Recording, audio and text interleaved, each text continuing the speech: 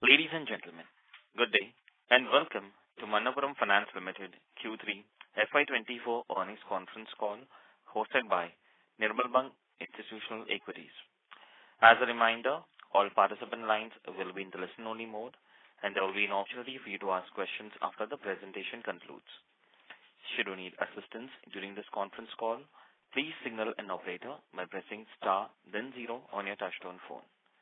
Please note that this conference is being recorded. I now hand the conference over to Ms. Rati Pandit from Nirmal Bang. Thank you, and over to you, ma'am. Yeah, thank you, Nirav. A very good evening to everyone. On behalf of Nirmal Bang Institutional Equities, we welcome you all to the Q3 FY24 earnings conference call of Manappuram Finance Limited. We are pleased to host the senior management of the company represented by Mr. VP Nandakumar, MD and CEO, Dr. Sumita Nandan, Executive Director, Ms. Bindu AL, CFO, Mr. B.N. Ravindra Babu, MD of Ashirwad Microfinance Limited, Mr. Rajesh Namboodiripad, CFO of Ashirwad Microfinance Limited, Mr. Basavaraj Shetty, Senior VP and Head IR of Ashirwad Microfinance Limited, Mr. Kamal Parmar, Head Vehicle and Equipment Finance, Mr. Suveen PS, CEO of Manappuram Home Finance, Mr. Robin Karovelli, CFO, Manappuram Home Finance.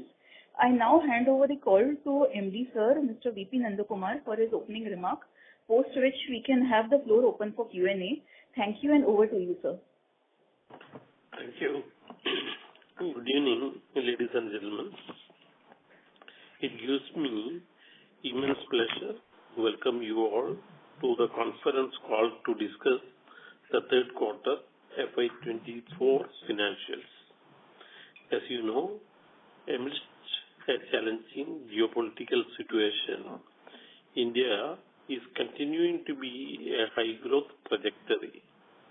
The just announced interim budget has also exuded optimism about the future prospects of the Indian economy, promising that the country is well on its way to become a developed nation by 2047. It is in this backdrop that I present our Q3 financial results.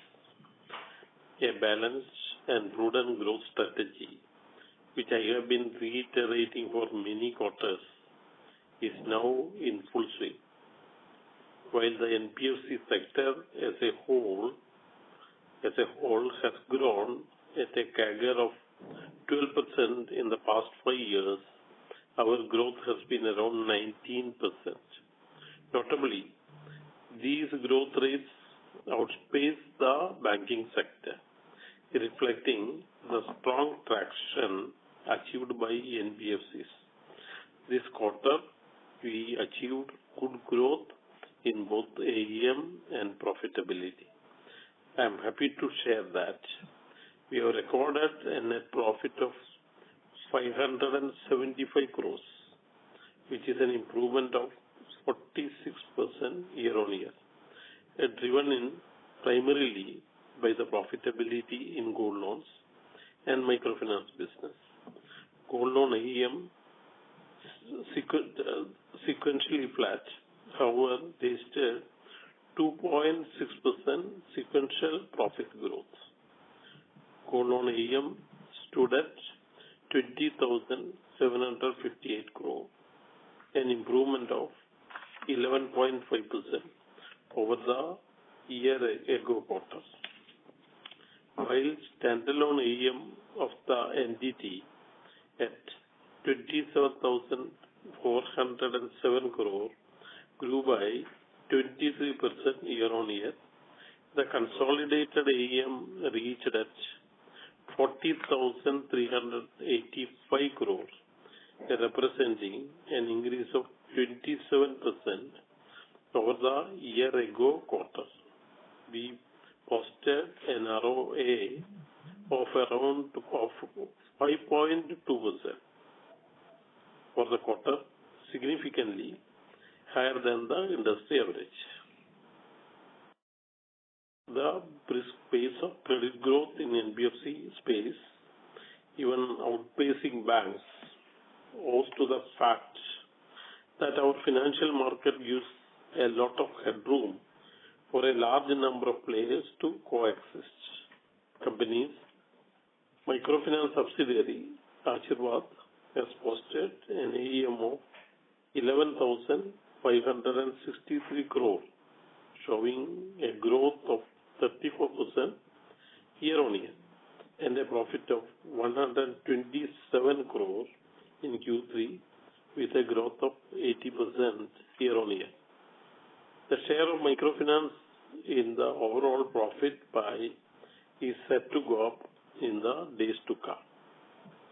We continue to post an excellent growth in vehicle finance business, recording 70% increase year-on-year with an AUM of 3,597 crore while maintaining tight credit discipline. The home loans with an AUM of 1,415 crore, registering 41% increase over the corresponding quarter in FY23. I am also pleased to share that our fee-based business is growing nicely. We reported 28 crores profit from our fee-based business and see excellent prospects for its growth. I am pleased to inform that the Board of Directors declared a dividend of 90 paise, another increase of 5 paise this quarter, and remain confident of achieving both top line and bottom line growth while maintaining adequate liquidity. For a more comprehensive review of our financial performance, I hand the floor to our CFO, Ms. Bidwell. Thank you, sir. Good evening, ladies and gentlemen. Thank you all for joining us today. As you are aware I'm sorry to interrupt you. You're sounding a little distant. Is it okay? Yes, ma'am. Thank you. As you are aware of, Ashirwad Microfinance filed DRHP on October 5th, 2023. We are not in a position to give more numbers for Ashirwad except those which are in public domain related to results. We request our participants to restrict their questions on Ashirwad to published numbers. Coming to the operational overview, our consolidated AUM for Q3 FY24 was rupees 40,385 crore, representing 3.7% sequential growth and 26.7% YOY growth. Consolidated profit after tax was rupees 575 crore, which was up by 2.6% Q-on-Q and 46% YOY growth. ROE on a consolidated basis was 21.2% and ROA was 5.2% for the quarter. Our leverage is currently only 2.9 times. Standalone GNPA at 1.99% versus 1.56% during the previous quarter. Cash and cash equivalents on hand on a consolidated basis was rupees 3,076 crore and undrawn bank line was rupees 7,138 crore. CP exposure is nil and the standalone borrowing cost has gone up by 19 basis points. On the gold loan business, which constitutes 51.4% of consolidated AUM, whereas the remaining 48.6% comprises microfinance, vehicle, housing and MSME finance. Gold loan AUM consolidated rupees 20,758 crore, stable Q-on-Q and up by 11.5% YOY. During the quarter, we were able to add 4.03 lakh new customers, average LTV at 61%, online book at 56%. Our standalone profit after tax was rupees 428 crore, up by 2.1% sequentially and up by 34.7% YOY. Coming to microfinance business, Ashirwad Micro AUM stands at rupees 11,563 crore, including gold loan AUM of rupees 828 crore, up by 6% Q-on-Q and by 34% YOY. PAT for MFI business has increased to rupees 127 crore, in Q3 FY24 versus 118 crore in Q2 FY24. And for 9 months, the profit increased to rupees 356 crore versus 119 crore last year. Net NPA stands at 1.34%. Capital adequacy at 23.16% for Ashirwad. Vehicle finance, we reported an AUM of rupees 3,597 crore, which is up by 14.5% Q on Q and up by 70% YOY. Collection efficiency for the quarter was 98% and GNPA at 2.6%. Home loan business, total AUM at rupees 1,415 crore, which is up by 8.5% Q on Q and up by 40.9% YOY. And reported a profit of rupees 5.1 crore during the quarter. Collection efficiency at 96% and GNPA at 2.67%. MSME and allied businesses, the total AUM rupees 2,857 crore with a disbursement of rupees 460 crore during the quarter. Collection efficiency at 102% and GNPA at 1.5%, excluding digital personal loan. If we include digital personal loan, it is around 2.3%. Our on-lending AUM stands at rupees 1,022 crore and ROA for on-lending business is 5% for the quarter. The recent RBI circular to raise risk weight on consumer credit exposure of NBFC lending does not apply to gold loan, vehicle finance, housing and microfinance. Hence, it had not much impact on our balance sheet. Nonetheless, banks lending to NBFCs raised their risk weight to the extent of 25%, which resulted in a sequential increase in the cost of borrowing by 19 basis points. Our capital position is strong and the CRAR at 30.7% for the standalone entity. The consolidated net worth at 11,063 crore and the book value at rupees 130.70. Thank you. We can now go for the Q&A session. Thank you very much. We'll now begin the question and answer session. Anyone who wishes to ask a question may press star and one on their touchtone telephone. If you wish to remove yourself from the question queue, you may press star and two. Participants are requested to use handsets while asking a question. Ladies and gentlemen, we will wait for a moment while the question queue assembles. Participants, you may press star and one to ask a question.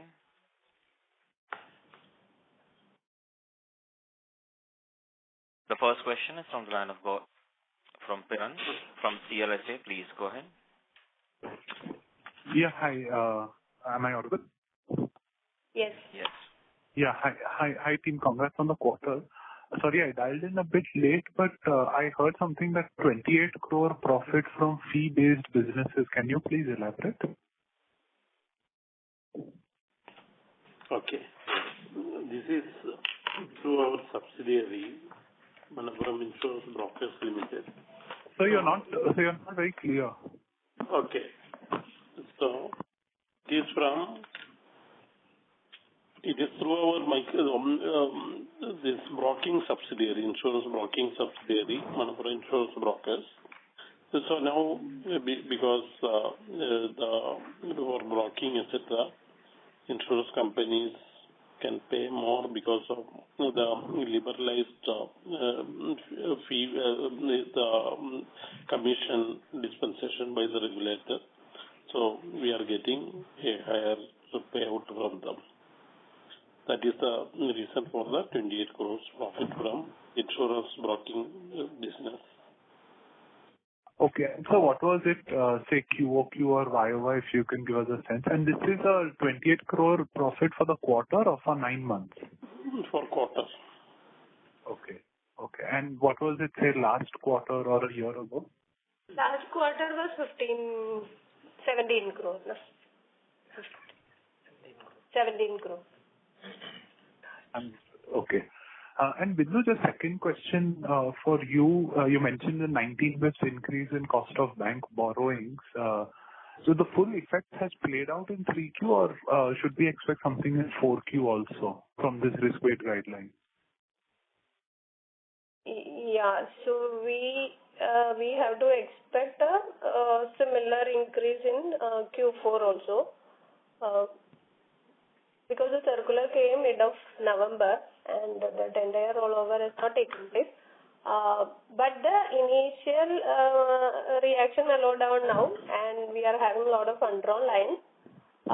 So we hope, I think, we will be able to contain the increase. Got it. Fair enough. Okay, that's it from my end. Thank you and wish you all the best. Thank you. Next question is from the line of Abhijit Breval from Motilal Oswal. Please go ahead. Yeah, thank you. Thank you and good evening, everyone. So first thing on gold loan, if you look at the gold loan news that we report, I think in the last two quarters each, it has gone up by 50 basis points. And just trying to understand, understandably, second, third quarter are weak quarters for gold loan growth. But what is it that we are doing which is aiding this kind of an increase in use in gold loans? And maybe a related question, I mean, with this gold loan use now going up, is it then fair to assume that what we keep sharing in the last few calls, that competitive intensity from banks is coming down, is indeed playing out? We are catering to the requirements of the small ticket borrowers primarily, because our average ticket size remains around 50,000 and average tenure around 3 months. While it remains a fact, what is most important is our availability and our quick service, turnaround service. That is most important. So as it is the case, so whatever is the cost increase when borrowing, that we are passing this gold loan customers. So the competition always remains the fact. Many companies have come. That business also is expected to increase because the large chunk of the business still remains with unincorporated bodies. So the data is not available, but it is the general impression that they do more than 2/3 of the total business. So it will get translated into the organized sector. So at this rate, we hope we'll be able to maintain the business. And even though one quarter remained flat, I hope to reaching our target of 8 to 10% growth is still possible. Got it. So essentially what you said, 8 to 10 is still possible, 8 to 10% growth in gold loans still possible, essentially implies that after 2 quarters of weak loan growth, we are now kind of looking at a good gold loan growth coming in the last quarter of the fiscal year. Yeah, there is a season. During that season, we used to get growth. With that growth, we may be able to maintain that annually. Got it.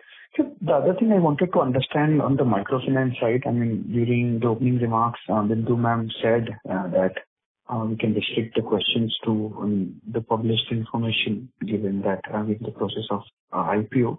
But just wanted to understand that during this quarter, looking at other MFI peers who reported, they all highlighted impact from Tamil Nadu floods. I think for you, Tamil Nadu is close to 14% of your AUM mix. Likewise, in Punjab and Haryana, you have close to 100 branches, and we've been hearing that there are some problems which are brewing in Punjab. Can you share, I mean, what is it that you are seeing, I mean, in Punjab and Haryana, and what was your experience like in Tamil Nadu? And is that the reason which kind of led to elevated credit costs in the microfinance business during this quarter? Tamil Nadu, because of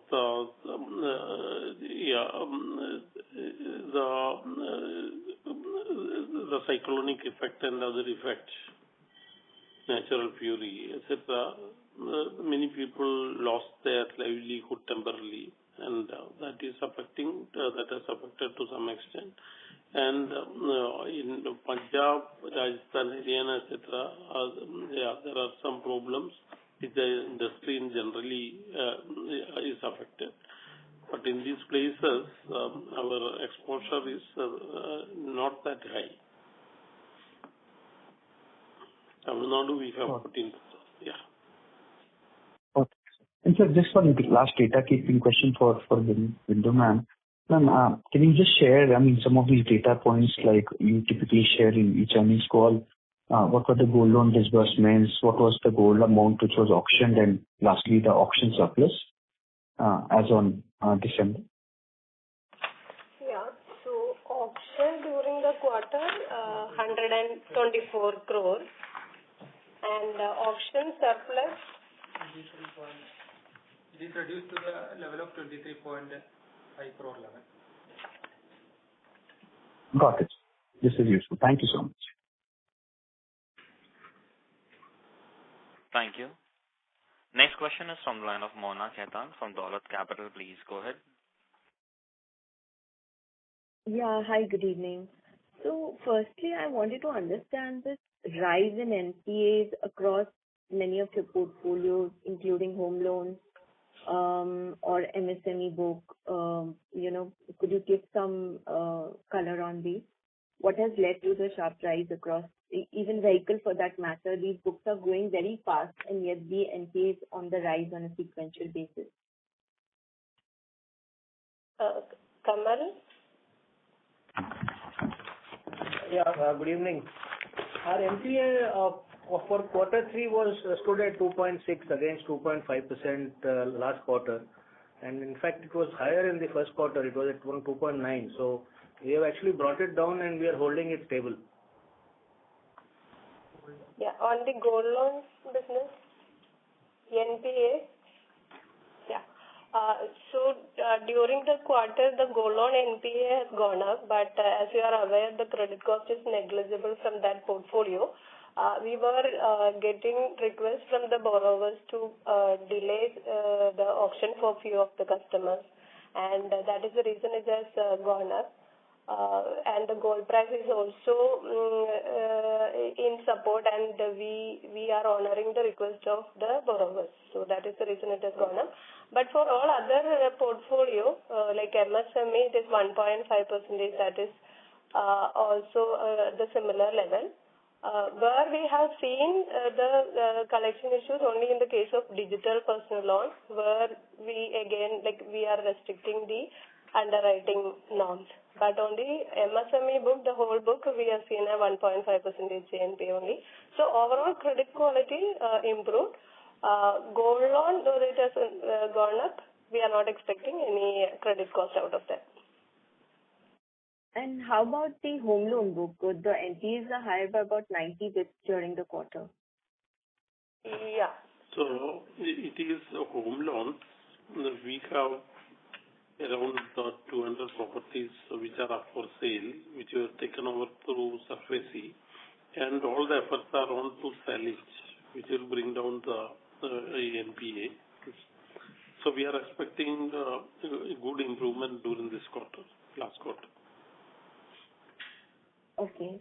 And on the MFI book as well, while your NPA has declined, if I look at the credit costs, they remain extremely high. So at over 4% or thereabouts. So how were the write-offs in this quarter versus how much were it last quarter? Yeah. So as discussed, we have seen stress in some of the states, and it is delay in collection. So we did a ARC of 200 crore, and we did the write-off to that extent. Sorry, 200 crore? 200 crore, out of which 100 crore we have written off. Okay, and how much was it last quarter? Last quarter, the write-off 60 crore. Okay. And just finally, when I look at the growth on a consolidated basis, the non-gold portfolios are growing very fast and are about to be or cross 50% of the AUM, at this stage. So, what's thought process on the mix? Could this non-gold share continue to rise? Yeah. Or will growth in a non-gold portfolio slow down after a point, once it reaches 50%? Just want to get that perspective. Thank you. See, in the standalone book, still gold loan portfolio will not come down that easily. So this is because of the subsidiaries. Subsidiaries, now if you take Ashirvad, we plan to raise capital from outside for the next phase of growth. Similarly, we do in other subsidiary home finance also going forward. So in the standalone book, the gold loan will remain more than 50% for a longer time. Got it. So basically, from a consolidated perspective, the share may continue to rise for the non-gold book even beyond the 50%. Right. Thank you. Thank you. I'll come back in the queue. Thank you. Next question is from the line of Shweta Daptardar from Elara Capital. Please go ahead. Thank you, team, for the opportunity. Ma'am, question for you. So you did mention that even in the next quarter, we'll see a similar spike in cost of funds. But then be it standalone or console liability mix, why is our term loan borrowings rising each quarter? And you of course did mention, you're trying to contain that. But how do you see or perceive this liability mix changing going forward? And if you could also highlight, the high cost borrowings which will come for repricing going forward. Thank you. I have other couple of questions as well. Yeah. So if you see, we had the dollar bond of around 2,000 crore which we redeemed. So to maintain the liability tenure, we are taking the term loans. And at the same time, banks also now prefer term loans than working capital. And the CPA exposure is nil. So that is the reason our term loan exposure is going up. This will help us to maintain the liability tenure. Because in our standalone book also we are increasing the non-gold businesses where the life of the loan is slightly higher. So that will help us to maintain a ALM mix in a proper manner. And on the cost, we were expecting a reversal in Q3 or at least a stable position, but by that time the new circular had some impact. But slowly we are able to reduce the impact, but as 60% of the book there will be rollover or reset. That is the reason we are expecting a 15 to 20 basis points increase in the next quarter. Okay. That's a fair point. Secondly, so sir did mention that this cost price spike, we are transmitting it through higher yields, and we also saw yields rising for gold loans. But then I wanted to know, so if our gold loan yields are rising, and we did admit to the fact that competition persists, especially on the gold loan side. And if I look at the gold loan mid-rises, so, our AUM per branch has remained steady. Then tonnage is slightly lower. Number of borrower count, I understand, because few people open the accounts, equal number of people even close. So I'm not arguing that. But going forward, then, if this is the scenario and the yields are rising, tonnage slightly lower, then how confident we are, or what are the levers to this 8 to 10% growth, which is looking healthy for gold on the gold loan side? See, the gold tonnage is decreasing because of the price increase. In order to maintain the same AUM, the lower weight is required. That is the reason. So in the reverse scenario of the gold price going down, the tonnage will go up, and AUM will remain for maintaining at that level itself. The tonnage will go up. That's the usual scenario. And regarding the confidence about 8 to 10% growth, I mentioned about the seasons also. Usually, some quarters it grows, some quarters it remains flat, etc. This is usual. So it has got some seasonal impact. Why we are confident is that also I mentioned because our average ticket size is lower at around 50,000. The average tenure is around 3 months. So what is most important here is how quickly you can serve the customer, how fast he can go, because he doesn't wish his day lost. So when he goes to such customers who are borrowing smaller amounts, small tickets, etc., they prefer to go to places where quick service is available. So because of our technology, online gold loan and doorstep gold loan, etc., we are able to extend services to the satisfaction of our customers, where they will not lose the day. So that gives us the confidence, and our new customer acquisition remain at a steady level of 5,000 to 5,000 new customers every day. Understood, sir. Thank you for the elaborate answer. All the best. Thank you. Next question is from the line of Noel Gonzalez from SBI. Please go ahead. Good evening, sir. Good evening, ma'am. Ma'am was mentioning regarding the marginal hike in the gross NPA due to delayed auctions and also the prices of gold being higher. Is it likely to continue in the present quarter also? That's my first question. My second question is regarding, sir was mentioning that the critical aspect in any gold loan company is how quickly you can deliver the gold loan. So what would be your turnaround time, and how quick would be the service if you have an average time to speak? So the average time we take for a new customer is around 15 to 20 minutes, but the existing customers, it will be much lower because we have the KYC and all that requirements already in the system. So our efforts are to reduce that time. That's why we are pioneering. We have pioneered at the past in the introduction of online gold loan, doorstep gold loan, etc. Our efforts will continue in digitalizing all these, which will definitely help in a better customer service. Yeah. Gold loan NPA is a temporary issue only. So we are given extended time to these borrowers, and we will be able to reduce before 31st March.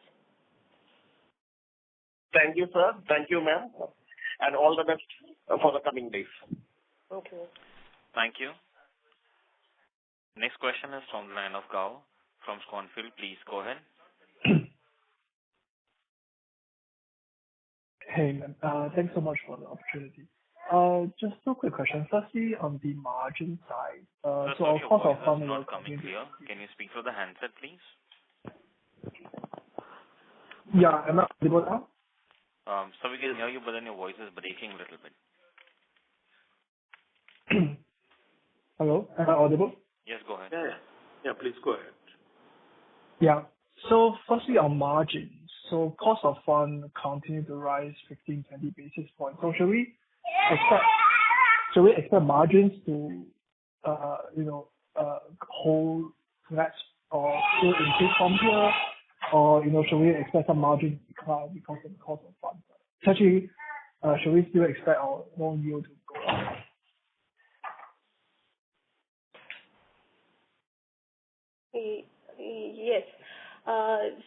On the cost of borrowing, we have seen an increase on account of the new circular. At the same time, if you see, we have seen a 48 basis points increase in the gold loan yield. So the attempt is to maintain the spread as much as possible. So that is the reason last 2 quarters, if you see, there is an increase in gold loan yield. Thanks. Yeah, and the second one is on the Asirvad Microfinance. Can you at least, quantitatively tell us in terms of the trend, is the situation on the ground stabilizing, getting better, or it's still pretty difficult, maybe going into this quarter itself? So it is not very different, but some of the cyclical impacts will be the temporary delays, etc. Beyond which kindly excuses for further details.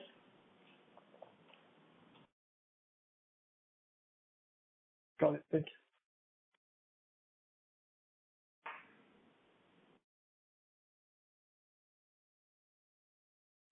Thank you. The next question is from the line of Rajiv Mehta from Yes Securities. Please go ahead. Yeah, hi. Congrats on good performance. A few questions from my side. Bindu ma'am, what was the stage 2 for the MFI, for the Asirvad MFI as of December? And can you also share the stage 2 as of September? So that we cannot. It can't be. Yeah. Okay. And this, if possible, any headway in terms of Asirvad IPO not getting further delayed? I mean, what is the timeline for the IPO that we have right now? So we hope there won't be much delay. That is the indication we get through our bankers. Okay. Yeah. And sir, in terms of gold loan business, new customer addition, can you tell us the number of new customer added in this quarter and even in the previous quarter? So on a day, we are getting around, on a normal day, we are getting around 5,000 to 5,500 new customers. So this quarter we added 4 lakh new customers. Okay. There is no much difference. Over the last 5 years, it remains more or less the same, except this pandemic. So, sir, while we have been adding a steady number of new customers, we also see, customers closing or, going away, and which is why the net customer base is not growing for us. It has been pretty steady. So, in a flattish customer base trend, how do we get 18% growth if the gold price, does not increase from here? See, what I told is not 18%, 8 to 10%. So the YOY growth is 11%. So there will be some quarters there is growth, good growth. There is some quarters that there may not be any growth, etc., etc. So we remain optimistic about that. We hope usually some quarters are good. We hope last quarter would be good. Okay. Just last question from my side. Have you raised gold loan product rates across LTV and ticket size bands in the last 4 months? The LTV is decided on the basis of the price. So we have a formula to decide, which has been the formula being used by the Association of Gold Loan Companies. So within the regulatory guidelines. So now the gold price are remaining steady. And regarding the interest rate, we have not increased that, except a small increase when there is an upward movement in the borrowing cost. To that extent, generally we increase that. Understood. So the increase in the net yield we see for the portfolio, it's essentially because of the shift in customer mix towards low ticket and high yielding customers. Right. Got it. Thank you so much for answering my questions, and best of luck. Thank you. Thank you. Next question is from the line of Kushan Parekh from Morgan Stanley. Please go ahead.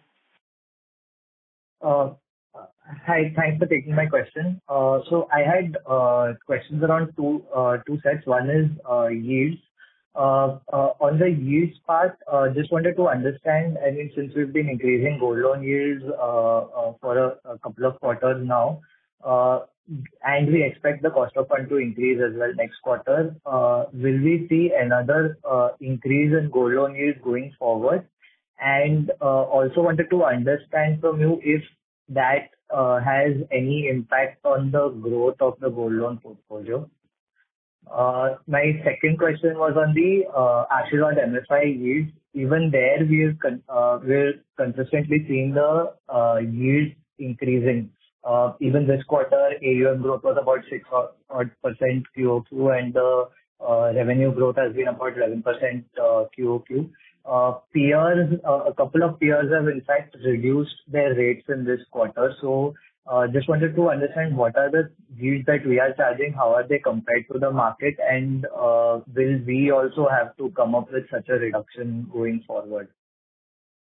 And thirdly, if you could take one more question was, what would be, I mean, if you could provide some guidance around the credit cost of Asirvad MFI business going forward. I mean, given the situation in the various states, will the elevated credit cost persist going forward?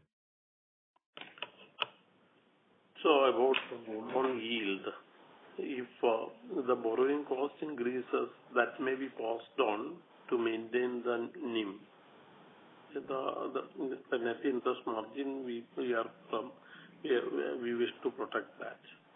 And regarding the impact on the growth of the portfolio, I hope may not, because as this is a short term, they don't look at even if there is an increase in even if there is a minor increase. So what they look at is the quick service which we are able to give. So we don't expect that to dampen our targeted growth. About microfinance, the pricing, we have a pricing model based on various parameters. So we continue with that pricing formula, and we don't intend to change. Regarding the credit cost, we have some limitations, etc. Whatever is can be shared, it has been already shared. Understood. So then, if you could just give any indication of on the MFI credit cost as to if the situation from a collections point of view in the problem states has improved in the January month, or it has persisted as in January as well. So in these problem states of Bihar, Rajasthan, etc., the collection has not improved much. We are also shifting to weekly collection mode, etc., employing more people from the locality, and we are trying to improve that. The efforts are on, and we hope the results will come. Understood. That's all from my side. Thank you. Thank you. Next question is from the line of Jigar from BNK Securities. Please go ahead. Yeah, hi. Thanks for taking my question. So just wanted to know the past auction circular status, which is restricting our branch expansion in gold loans. Any headway on that? How much is the outstanding now? And second, we are seeing even in the standalone business, the non-gold business is growing very rapidly. But our PCR on the standalone business remains fairly low. So do we intend to increase PCR on the standalone business given that more and more shift is going to happen towards the non-gold side in those businesses? Yeah. See, our surplus in auction was around 48 crores. Now that has been brought down to 22 crores. We hope it will come down by 1 or 2 crores. And we have been in touch with the regulators, and we are submitting the application for new branches. We hope we'll be able to get permission for that. Then the second question is about the rapid increase in non-gold, etc. Non-gold, our performance in general is improving in the standalone portfolio, like vehicle finance or the MSME, etc. Except digital personal loan, which we have slowed down the ticket price, etc. So all these will improve. Regarding PCR, we continue with the same old policy, whatever is the requirement. We continue without any change in the policy.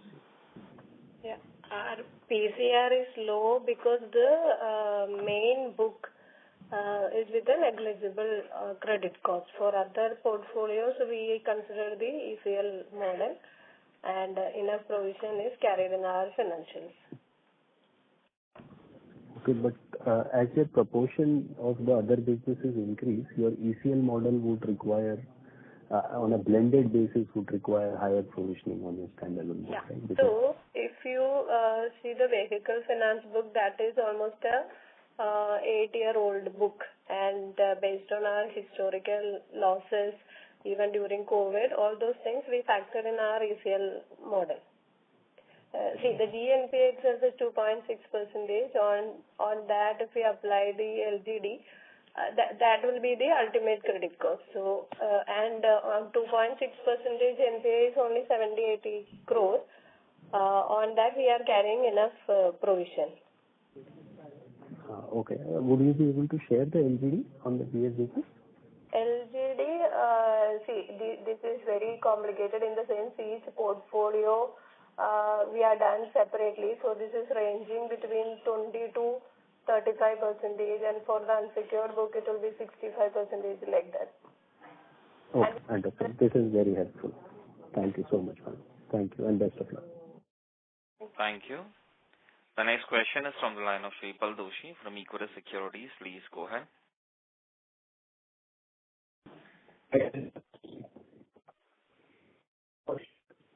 Shripal, sorry, but your voice is breaking. Can I request you to come in a better reception area? Shripal, sorry, but your voice is still breaking. I'll request you to rejoin the queue or redial. The next question is from the line of Bunty Chawla from IDBI Capital. Please go ahead. Thank you, sir. Thank you for giving me the opportunity.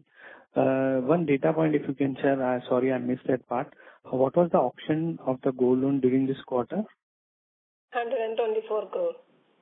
Okay. Secondly, if it is possible, what was the queries from the SEBI on the IPO or on the Ashirwad IPO? Where it has been completely resolved, because of which we have got delayed some part? So all the queries from SEBI have been answered to, we hope, to their satisfaction. It has been answered, and we are awaiting a positive response from them. Okay. Thank you. Thank you very much. Thank you. Next question is from the line of Abhijit Agrawal from Motilal Oswal. Please go ahead. Yeah, thank you for allowing me this follow-up. I'm just kind of circling back to this cost of borrowing question, which has come a couple of times in this earnings call. I think, what you suggested is that we've already seen almost 19-20 basis points increase in cost of borrowings. But just trying to understand this cost of borrowing increase, I'm sure this will not be applicable to your HFC business or the HFC subsidiary, right? So, is the risk weight circular alone kind of contributing to this cost of borrowing increase, and and maybe a similar increase as you suggested in the fourth quarter as well? Or are there some other elements or other drivers of the increase in cost of borrowings that you are envisaging in the next quarter? HFC, we are expecting the cost to remain flat because we are getting funding from NHB. So we expect that to go up. So that will help us to maintain the rate without any increase. Yeah. On the risk weight circular, on other financials, it will not have much impact because majority of the portfolio is exempt from that. But the bank lending to NBFC, irrespective of the rating, it has gone up. So the immediate reaction is increasing cost of borrowing. So that is the reason it has gone up. But things are changing. Availability is not an issue. But cost still not reversed. Okay. But intuitively speaking, given that risk weights have been increased by 25%, I mean, at best, cost of borrowing should have gone up by 25 basis points only, right? And that too on your bank borrowings. So the actual blended impact on the cost of borrowing should have been lower than 25 basis points. Or is there any other way to look at this? Combined with the other unsecured lending or tightening of liquidity, etc. So I think the lenders will make use of the opportunity to increase the cost. And initial reaction was, at least I think they started 50 basis points for the rollover. Slowly it is coming down. And the other thing, we are doing term loans, ECBs, and our maturity profile also improving. That is also a reason. But immediate increase is on account of the circular. And banks are also not loading up the pulley because there is competition. Thank you. Abhijit, I'll request you to come back for a follow-up question. Thank you. Next follow-up question is from the line of Shripal Doshi from Equirus Securities. Please go ahead. Hi, sir. Thank you for giving me the opportunity. So my question was pertaining to the gold loan disbursement. So I think that number was not mentioned. So if you can just say that for this quarter and for 9 months FY24. So in a quarter, we are disbursing. This quarter we did around 26,190 crore. And last quarter we did around 25,793 crore. Okay. And coming back to the earlier participant's question on cost of fund, so what is the overall cost of fund impact that we are likely to see because of the circular? That is question number 1. And question number 2 is what is the overall impact on the capital adequacy? Because we also have vehicle loan as part of the portfolio. So is there any impact on the capital adequacy because of the same? Vehicles loans also exempt from this. So the small portion of our personal loan only will have impact, and given our higher capital adequacy, this is I think less than 50 basis points impact on the CRAR. It's very negligible. Still our CRAR is about 30%. And on the cost of borrowing, one is this immediate increase on account of the circular, and we are doing ECBs and term loans. The proportion of term loans also increasing, and these are the reasons for increasing cost of borrowing. Ma'am, what will be the overall cost of borrowing impact? While this quarter is 19 basis point, next quarter you said it will be another. But have we done any working as to what will be the overall impact? Will there be any further, or all of it will get repriced? I understand 52% must be linked to 3 months MCLR or 1 month MCLR on the term loan side. See, it was we expected a reduction by the time the circular came. So we are not seeing a reversal trend. So that is the reason our expectation is a further increase in this quarter, 15 to 20 basis points increase. Because we are not seeing even like the CP market also, the pricing has not come down. Okay. Got it. Thank you. Thank you, ma'am, sir. Thank you so much for answering my questions. Thank you. Next question is from the line of Pratik Tandel from Swan Capital. Please go ahead. Yeah, hi.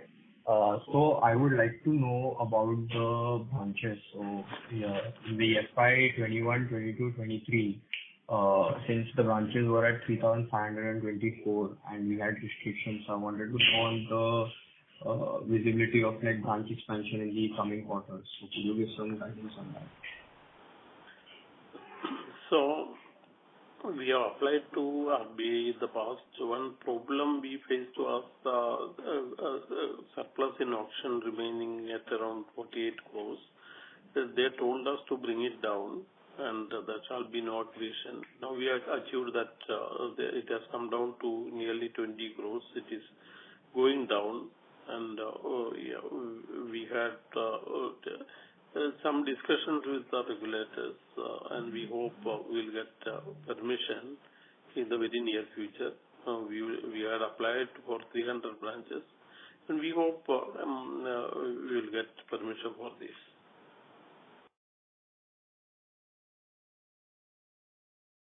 Thank you, sir. Thank you. Next question is from the line of Agam from Fluid Aura. Please go ahead. Hi. Thanks for taking my question. Most of my questions were answered. I just have one question. What is our CET1 ratio currently, standalone and Ashirwad? Which ratio? CET1. Tier 1 in the standalone, it is the full Tier 1 only. And in subsidiary, 18.5 Tier 1. Okay. And thank you.